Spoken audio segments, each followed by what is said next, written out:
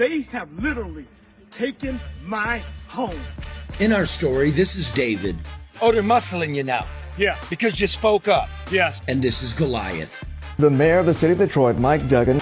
Some years ago, after being shot, Charles Brooks Jr. received an instruction from God. The Lord told Brooks that if he built it here, they would come. I wanted to stay committed in the city of Detroit. And as the Lord blessed me and talked to me, I just branched out and started redoing the community. And so the faithful servant cobbled together 7 lots and built this, the castle. It is only 10 miles from downtown Detroit, but light years away. Brooks has one house on his estate left to fix. He began the work, as you can see, but then fell ill. Unsatisfied, the mayor of Detroit, Mike Duggan, sued Brooks in court without telling Brooks. I have a right to due process. Brooks found out the city had put a lien on his property, but only when the summons server showed up. I'm not going to apologize for a tool the city of Detroit used to get rid of countless abandoned houses. That's not abandoned. That's not abandoned. You all know that's not abandoned. The mayor's men claim they tacked a blight notice on the rear property back in November. Brooks said he never saw any notice, and one wonders how the inspector could scale a 7-foot piked fence. So they're going to war with you just because... Yeah. Because you didn't clean that up, and they never told you to clean it up. Right. I looked it up. You've never been issued a blight ticket for it. The city and Brooks came to an agreement this past weekend. Brooks has 180 days to get permits, utilities, and tenants. Otherwise, the city will take his land. It's a beautiful thing here. What is being done, it shows a lot of unity. Also this weekend, a small miracle of social media happened. The neighborhood came to help Brooks because they consider him to be their true mayor. This is our answer that the community came out here and helped me answer. The community showed up to help, and they're gonna fuck his brand new shoes up. And one wonders why the city's so troubled about Brooks anyhow, when the city's own properties, bordering each side of his Garden of Eden, are hulking hellscapes of filth and feral animals. And one wonders about this house on the city's north end. Well, this lieutenant governor's old house, bought it from the city for 13 grand. Had 6 months to fix it up. He didn't. 2 years later, they let him sell it for $200,000 more or less and let him keep it. That ain't the rules. That's not a door. Where's the power meters? Dare me to put my tongue on it? Sure could use some walls and some wiring and some plumbing, and it could use a little brickwork. That's been sitting there for a year. 2,000 other property owners in the city didn't get that kind of treatment. Don't look like they've done anything. They got their property repossessed, not Gilchrist. He got to sell the building to a shell company from Miami. Who would pay that kind of money for a place with no walls or wiring or plumbing? How did the shell company even find out about it? The building was never listed for sale. And how come 6 years and a dozen blight tickets later, this shell company still gets to keep it? And oh yeah, your taxes are delinquent. So now Duggan and Gilchrist want to be your governor, and Charles Brooks Jr., the mayor of the East Side, wishes to be left alone to finish his castle. He'll do that, and then he plans to rehab the city's nearby house of horror into a trade school to uplift his people. That would truly be a miracle. So remember, the new Detroit is a lot like the old Detroit. It's not what you are, it's who you know.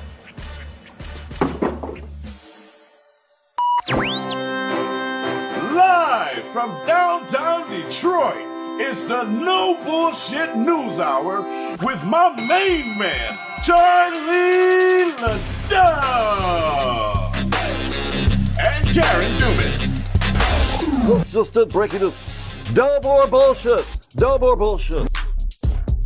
I'm Grace Karos, and I'm third generation of American Coney Island. People say Detroit's a comeback city. I say, where you been? We've been here for over 100 years. My family's been here on the same corner, serving our famous proprietary American Coney Island hot dog. So like always, we're keeping things fresh, updated, and new. We'd love to have you come downtown and visit us, but if you can't, you can always go to AmericanConeyIsland.com, order a Coney kit, get it delivered fresh right to your door. Look at that, that's the mayor of downtown. the Louis Vuitton belt. Now the market is up and down like a washwoman's ass on Monday. I mean, do not panic. Call Luke Nowacki. He'll tailor a financial plan specifically for you, from annuities to retirement accounts to college savings. He'll keep you up to date and always a phone call away. I just got his quarterly letter. The guy's brilliant. Do not panic. I'm not panicking. I'm taking Luke's advice. I called a couple other people, however. But my first call is always to Luke Nowacki at Pinnacle Wealth Strategies. Let Luke worry so you don't have to. 248-663-4748. And before we get to the mayor of the East Side, Karen's got a little news about the mayor of the city writ large. Yes, we are going to host, and I don't want to call it a debate, I'm going to call it a conversation. Charlie and I are going to argue that point, but on May 22nd at the Northwest campus of Wayne County Community College District. And so far, all of the candidates have agreed. You didn't announce what? What? We're having a what? A conversation? I said, I'm not calling it a debate. I said, we're calling it a conversation. I said, and you and I disagree on that, but with the candidates who are running for mayor for the city of Detroit. All six declared candidates. All six declared candidates have so far agreed to participate, and they have been very responsive, and I appreciate that, and so I'm looking forward to it. Yes. So the new media, the No Bullshit News Hour, is hosting a mayoral debate. Conversation.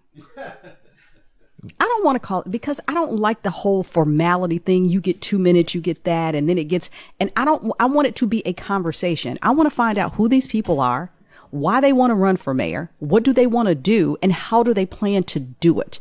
I don't want to hear them tell me what somebody else didn't do and what they're not bringing, and I don't want to hear that. I want some answers, just on some simple things that give an indication that they know what's going on, that they are anticipating what is before them, who they're going to cater to.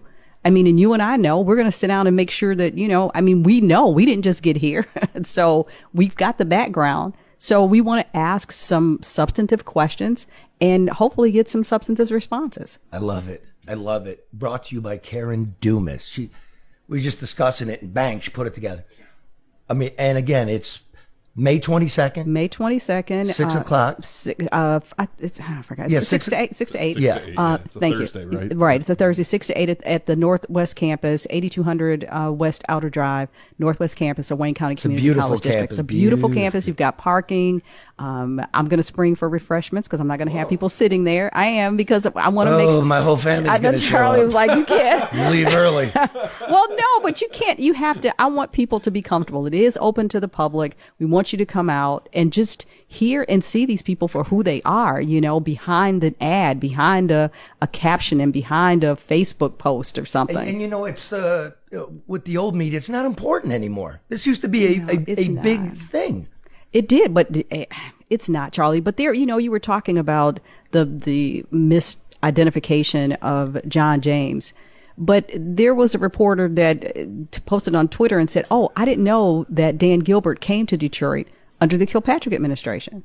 And I responded, a whole lot happened before 2014. Like, people act like all this stuff is just new. Yeah. The Riverwalk development, the redevelopment of Eastern Market. Somebody wrote a letter to the editor that Duggan did not save Detroit, that they're not giving Dave Bing credit for laying the groundwork and the variables that happened that allowed Duggan to just walk in and act like he was the savior. And, people don't look beyond what's before them. And was it? Like you said about Riverwalk. Mm-hmm. $40 million got embezzled. You know why? Because that whole consortium had one guy doing the books, and he would pull up to, a parking lot and then give the bookkeeper, here, enter these in. So now they got to go back to all the donors and go, hey, sorry about that one. Can you? Yeah, but Kresge, when that first happened, Kresge wrote them a check for $40 million to cover what they said was lost. So, but all I'm saying is that, the things that people are celebrating, Eastern Market, the Riverwalk, they were talking about the NFL draft. Okay, well, we had the Super Bowl here. Like, everybody's so myopic in their perspective and approach and opinions. Things didn't just start happening when Duggan took office. No, but I want to know what's for real, what they're going to do. Mm-hmm. We're facing some issues, right? Okay. Yep. And one of those, I'll save that. But no, I just want to get to the pastor. But remember the woman that lived in my house 25 years ago, and I keep going to City Hall and saying she doesn't live here. Janet. Right? Janet. I think it's Charlie's alias, maybe. I got Janet. You just got more early in-person voting information at the house, so give me a call and we'll figure out how to divvy up the vote. What in the world is going on? But nobody cares, Charlie. Nobody cares enough to do what the due diligence required for the positions that they hold. And they keep telling us stuff like, we're going to purge 600,000 people. We don't have here it purge. is. We don't have transparency, accountability, none of it. Now let me welcome in Pastor Charles E. Brooks, Jr., the man who with his own hands, brick by brick, built the castle on the east side. How you doing, Pastor? Blessed, no complaints. Good blessed morning, everybody. Good morning. Thank you, sir. Listen, we spoke yesterday, and in the written article in The Enjoyer, it doesn't say they reached an agreement that he would fix it up in 180 days. As the pastor explained to me, it's an ultimatum. Do you want to explain your feelings about it, sir? Yeah, we got the lawsuit originally that we've been discussing all along, and on the lawsuit, it has on the back page about the violations, the blight violations that they wanted me to correct. And in talking, the only person that I have discussed this with from city level is going to be Ray Solomon. And exactly what Ray Solomon told me, you fix these violations and they're going to leave you alone and this will be over with. However, at the end of the week, I get an email from the Detroit LANDBANK, and it's a consent agreement. And I'm like, well, what is this all about? Why am I signing a consent agreement about something that they've already filed a lawsuit on? I'm not under obligation to be signing a consent agreement behind this. And this is in spite of all what they're doing in the media, trying to right their wrong. They keep saying that they didn't take my house, but I don't have any control over my property. See that? Now, God came, you were a number of years ago shot in an artery, left for dead, carjacked on the sidewalk, and then the Lord came to you and told you not to leave the city, but to stay. Is that correct? Yes. And you did. Yeah. I mean, why you do? I look at that thing and I just go, who is responsible for this? It's impressive. It is massive, and it has been there for a long time. Anybody that is on or familiar with the East Side knows to go and see it, because it is like a physical miracle. It's like the Taj Mahal. I like that, Charlie. Huh? Thank you very much. If I can, Charlie and the listening audience, my son, who is my chief of operations, he's 22 now. I got shot in front of him and two of my other children in the carjacking. And I got hit in the main artery, and I pretty much passed away because they were trying to call the EMS, but the EMS kept hanging up the phone on the children because they said they were playing on the phone. So I lay face down in the streets right here in Detroit for 32 minutes, face down. When the police got there, they put the tape up around my body and told my family that they couldn't do anything for me. So from that time, on the time till I hit the operating table, it was 1 hour and 47 minutes before they actually got a chance to operate or do anything with me. When they got me to the hospital, we had a police escort on the way to the hospital, and but the EMS driver radioed to the police, or some kind of way they were able to let them know that they had lost me once again in the back of the EMS. And so the police car slowed down and got behind the EMS, and the EMS just cruised to the hospital. When they got me to the hospital, they wheeled me in, but they didn't take me to the operating room. I think they took me off to the side, and we always call her Angel. You know, she was like, well, what happened to the guy that just came in? It's like, oh, no, he's gone. And she said, I want to check for myself. And she came to my body and pulled the sheets back and found a faint pulse and hollered and told them, hey, he's got a pulse. And that's when they took me to the operating table and, worked on me. Wow. And at what point did the Lord speak to you after this? When they had me in the EMS, as I was leaving here, they said, he's gone, he's gone, he's gone. And I started reciting the 23rd Psalm. And when I woke up 2 days later, I was still reciting the 23rd Psalm despite having 13 tubes in my body and being on life support. And I woke up and I was talking just like you. And I started with the doctors and everyone, but I finished the 23rd Psalm. And I was in protective custody. I was a John Doe due to the severity of the crime. So my family or no one was in there with me. And I woke up and I'm looking around. I'm like, what's going on? And the Lord came to me and said that, I brought you back to life and, but I want you to do something for me. I'm like, what do you need, Lord? And we're having this conversation on my deathbed. And he said that, I want you to do 3 things for me. I want you to go get my children, go get the city of Detroit, and go and get my church because they've all been stolen from me. I'm like, oh no, you don't want to do that. You don't want me to do that. I'm the biggest whoremonger in town. And that's why I stepped down from the pulpit right before I got shot because of, I wasn't worthy to continue to keep preaching. But God said, I know you and I've chosen you to do this because you're the chosen one and you can't do this. I'm like, okay, Lord. And he's like, I know who you are. So at that time, he said, the blood that's running through your veins is not the blood from man. It's the blood from my son that dripped on Calvary.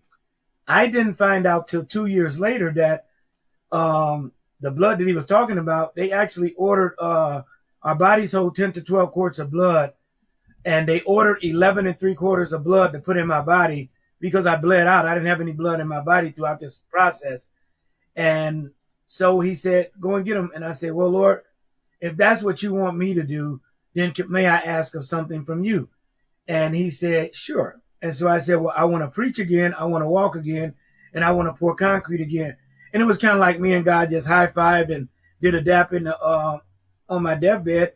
And we had a deal. And from that point forward, I stayed 5 days in ICU in grave condition because they did not think I was going to make it. Because my body was trying to accept all of the new blood and my organs, they weren't acting right. And so I came home in a wheelchair. Eventually I came home in a wheelchair and I weighed less than 150 pounds. I couldn't take care of myself. I had to learn how to live life all over again. I couldn't walk. To get a whole sentence out, it would take me about 5 minutes. And at the time, my wife and I were separated. So there was really no one to take care of me because the children were on their way back to school. So my children's mother and some of my other children pitched in to take care of me. And then the community pitched in to assist to take care of me. So someone brought the chicken, someone brought the mashed potatoes, someone brought the bread, someone brought the Kool-Aid. And between them, my children's mother and the community and my children, they took care of Charlie. Wow. No. You're a contractor, so for those listening and not watching, you can go to YouTube, you can go to my X account, you can go to the MichiganEnjoyer.com, theenjoyer.com is what it is, and watch this. But if you haven't seen it, I mean, I'm talking 2 3-story homes, an aerial gangway that connects them. It's topped in copper. It's got an 8-car garage. It has a 12-car garage. It has a beautiful stone and granite and iron fence. All it's 7 lots. It's incredible. And you built it yourself with your people, your company. And how did you pay for it, Charles? Well, I got to give credit where credit is due. With the help of a few good angels and my wife, my children, we were able to construct this over a number of years. My company, Unique Construction Company, has been very successful here in the city of Detroit, our home-based business. So, I didn't hit the lottery. I didn't get grants or anything. It's just the success of our company allowed us to build as such. And it's not like we built this overnight and it was a 1, 2, 3 punch. We did this over a number of years. We went from the single house on the corner and then just doing this and doing that. And as the Lord blessed our company and prospered us, we did a little bit more. We did a little bit more because the family was growing and the business was growing as well. And, I would take assignment from the Lord and he would say, okay, do this, do that. And that's how we were able to do it. Can I ask a spiritual question? I mean no disrespect. I am sincerely asking because I hear people say that all the time. God spoke to me and I had a conversation. How does that come? Is that mental? Do you close your eyes? Do you hear it? just give me a thumbnail of what that's like, because I hear it all the time, and I'd like to understand it better. Because God doesn't talk to you. Karen, I'm glad you asked that. It's kind of different with me because I built this through everything that you could imagine. So, I've been there. I was dealing with my sickness and the whole 9 yards and a bunch of other stuff, foreclosure, lights and gas cut off. And in the middle of the night, the Lord would just wake me up and say, come on and go with me. I want to take you somewhere. So I would literally get up, and he don't say get clothes on. I put my pajama, I have my pajama pants on, and I might throw on a coat or whatever. And he said, come on. And I get in my house shoes, and I would walk around the block over there on Chalmers, and I was on my knees in 2 or 3 o'clock in the morning, surrounded by garbage and debris, praying. And I asked the Lord, what am I doing here? And he said, I want you to pray for the new Detroit that I'm about to give you. And it was like an out-of-body experience because God would have me do strange things. And, it was really, really, I'm not going to say it's strange because nothing is strange with God. So I always say divine. Even when you look at the pillars that have the scriptures on it, we were laying a brick with my bricklayers, and what would happen where you see the scriptures that the Lord would speak to me and say, I want 2 Chronicles 7 verse 14 here. Put the 23rd Psalm right here. And so we would block that out, and I would call my stone guy and have him to make the stone. And then after calling him and having him making about 5 stones, he was like, hey, Charlie, you could really just have us to cut a whole sheet, and you could save a lot of money, and we'll make it off of that. But I say, Gino, you don't understand. The Lord is speaking to me as I build this, because everybody's calling me crazy. I mean, we're building this like as God is speaking to me. So it's a listening thing too. Am I correct? I mean, you have to be still and listen. Yeah, there you go, Karen. Thank you. That's listening. It's so beautiful. Like, what a great question, because I'm a reporter, and all the details. I want all the details. And look, he's not a rich man, and I'm telling you, man, but he's wealthy. Yeah, he's beyond belief, and the communities responded to him, and they have a sense of pride, and it's spring cleaning in the neighborhood. That's the Detroit I miss. And all up and down, they respond to what he's doing, and he could have saved money, but no, he's waiting for the inspiration for what should go there. Now, that's the Lord on the east side of Detroit. Let's talk about the White Devil, Mayor Mike Duggan. Okay, because okay, we'll fix that in post.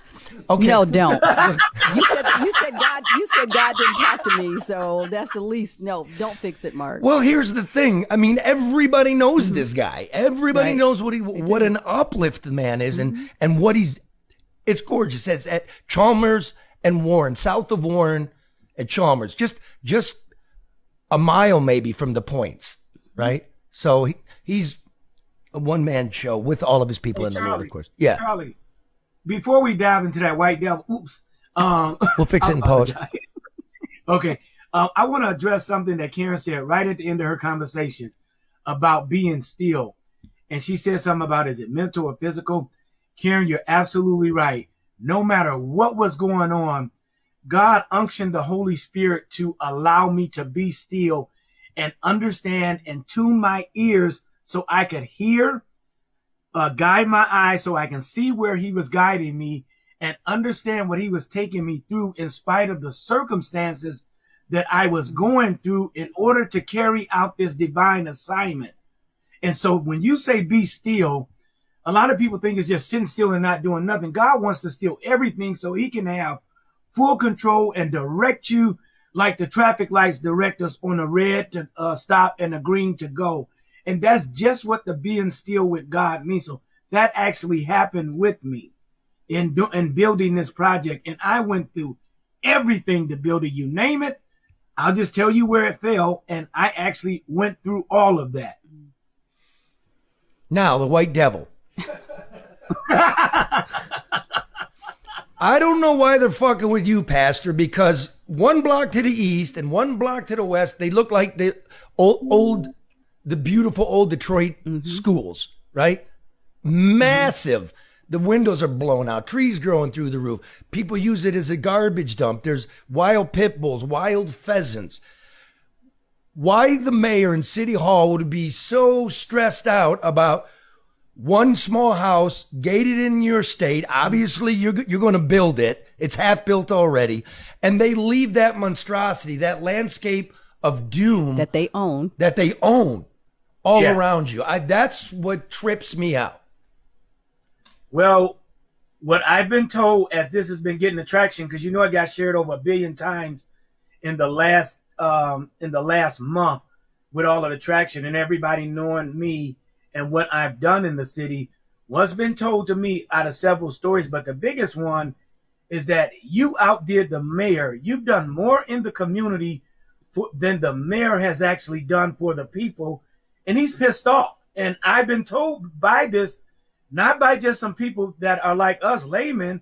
I've been told by some people downtown, hey, you done pissed the mayor off because what you've done is epic. What you've done in the 48205, what you've done in that community, how you attract the people, and how you got so many followers and people giving you the thumbs up. And when people look at it, I mean, if 100 people look at it, 98 of them are going to be inspired. And they say that the mayor is pissed off because this is bigger than him. And I hate to say it, but that sounds about right. And that's also why people don't speak up in the city, because they know that if you say something or do something wrong, if it goes against the grain of what he wants you to believe, then you will be reprimanded in some form or fashion, which is unfortunate. Punished. Yep. I know that very well. Okay, so what? He's pissed off. Are you going to fix the place? Absolutely, Charlie. Like I said, we took that house off the demo list. They were actually going to tear it down. And in the crucible of my assignment from God, what I ended up doing, that was one of the parcels of land that the Lord wanted me to get. And he arranged for me to get it. And we started immediately working on it. And down through the years, I had been working on it. But, you know, life happened and I just kept chipping away at it. I mean, I built all this with my bare hands. And just doing it and attempting to finish it and everything. But I had a stroke. I lost my mother, my father, my son, and my uncle. And I just buried my stepfather not too long ago, plus having a stroke, having a couple of times, and being, you know, sick multiple occasions. And then I've been sick under the weather actually since November of 2024. And I'm just not getting back in the swing of things. And then this happens. So I'm like, I'm in a state of shock right now.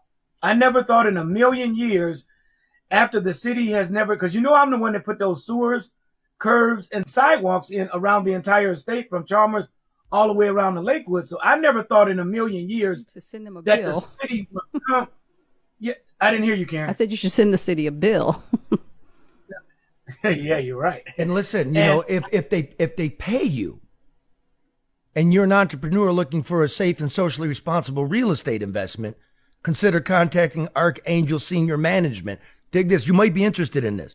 It's a very spiritual company. Senior living is one of the fastest growing markets in America, and Archangel offers small communal living for senior citizens in homes right inside our own neighborhoods. It's the opposite to the cold corporate nursing homes we've all now heard so much about.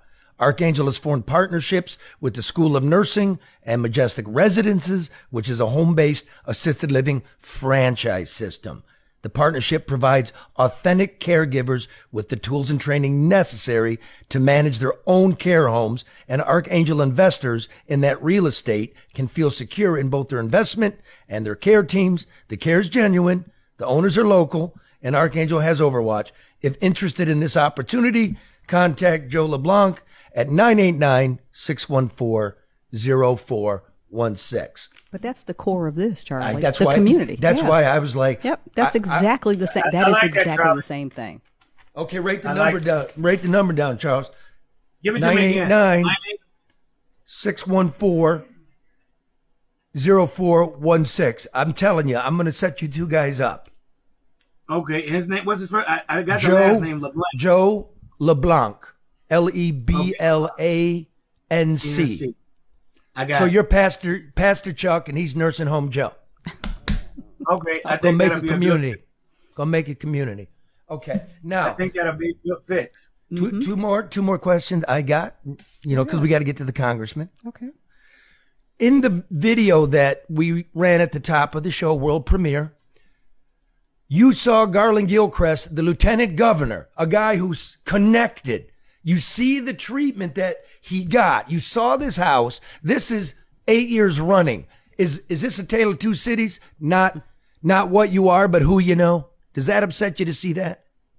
It goes back to what Karen said. Well, if you're not well connected, and I'm just a little guy down here, so yeah, he's well connected, and they wouldn't attempt to do anything to him. I mean, if they're going to help him, and based on what you've shared with me, they literally helped him, even though he was 100 times over in blight than what I was.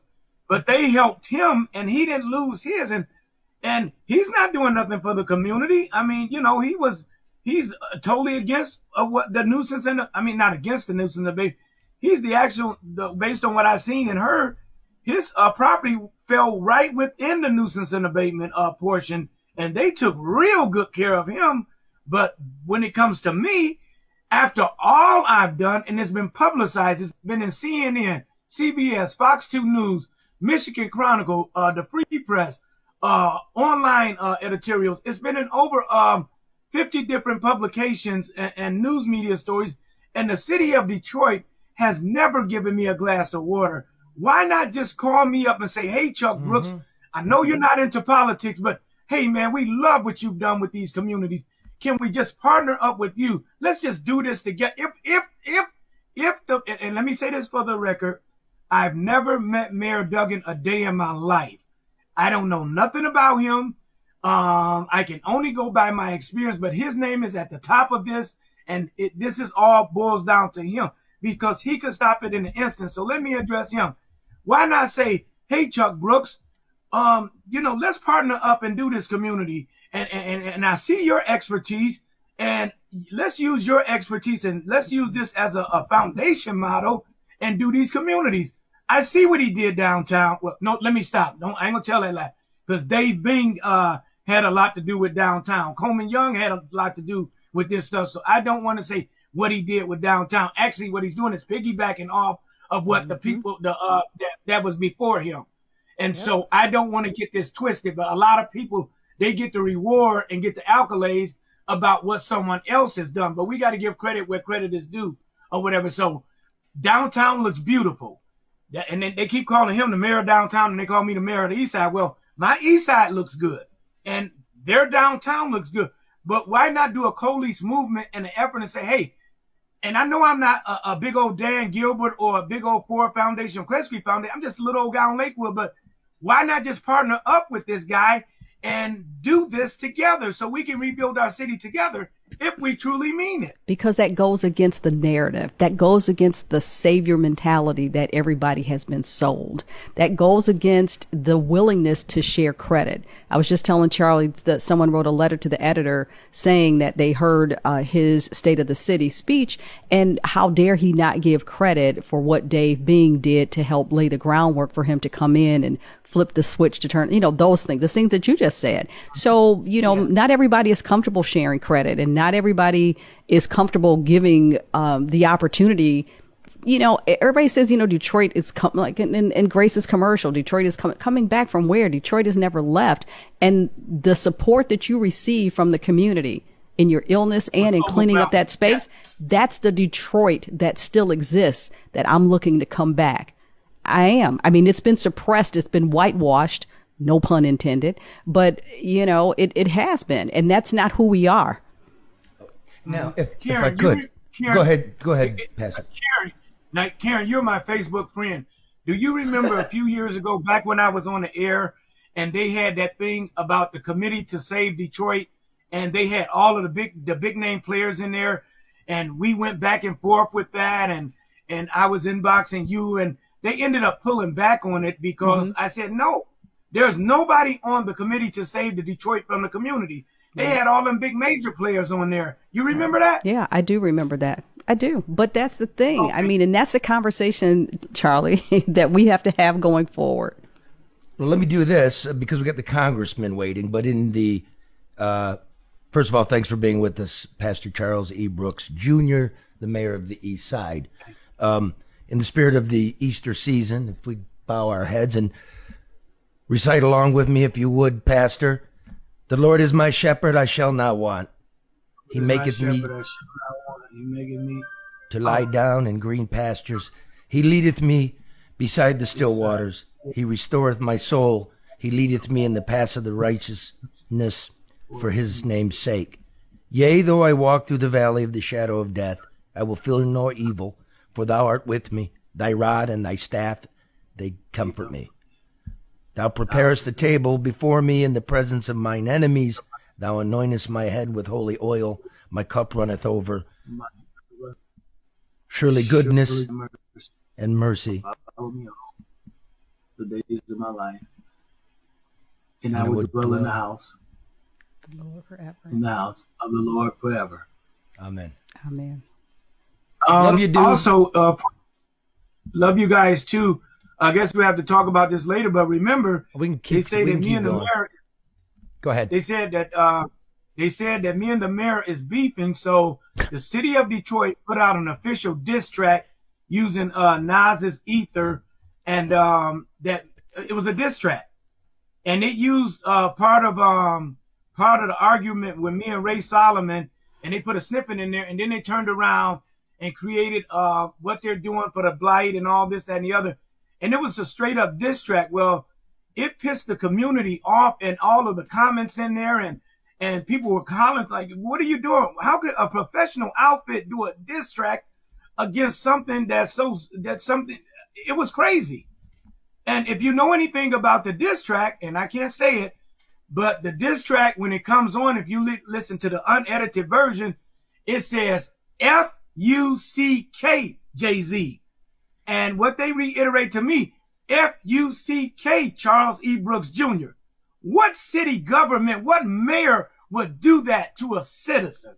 Yeah. Who would do that? But that's the foolishness that you see at the state level. They've got these kids, but they've got these kids running these social media sites. I mean, and they're doing the TikToks and all that kind of stuff, and it has no degree of professionalism or decorum or courtesy or consideration for the people that they're supposed to be serving. But Karen, if you look at the Free Press article that ran the other day, the 4-page article, Ray Solomon said in his own words, "We pulled the diss track because it did what it was supposed to do. So we pulled it." And it's in the Free Press ad in big bold print. Would you stop promoting the Free Press and CNN? This is the No Bullshit News Hour. Oh, okay. You can find the definitive story, a nice story, a well-written story. Okay, let me just give you I'm going to find it. In the Michigan Enjoyer. All the rest of them, I can't even read it. All right, well, Charlie, we'll edit it and put it in the no bull, what is this? You know what it is. Pastor can't say that. NBN, so put it in here, Charlie. We're going to put it on the no bull, the no bull site. Okay. The BS. No BS News Hour. My story starts out, after being shot and left for dead, Charles Brooks Jr. received instruction from the Almighty. Now, you want to read that, not some shithead from downtown telling you about blight and diss tracks.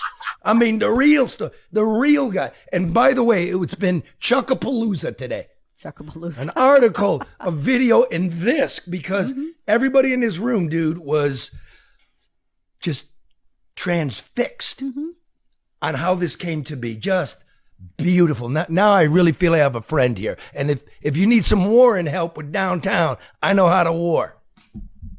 Yeah, and I got to give it to you, Karen. We've been Facebook friends for a number of years, but I go back to our inboxes and our conversation. You've always said, I appreciate what you're doing.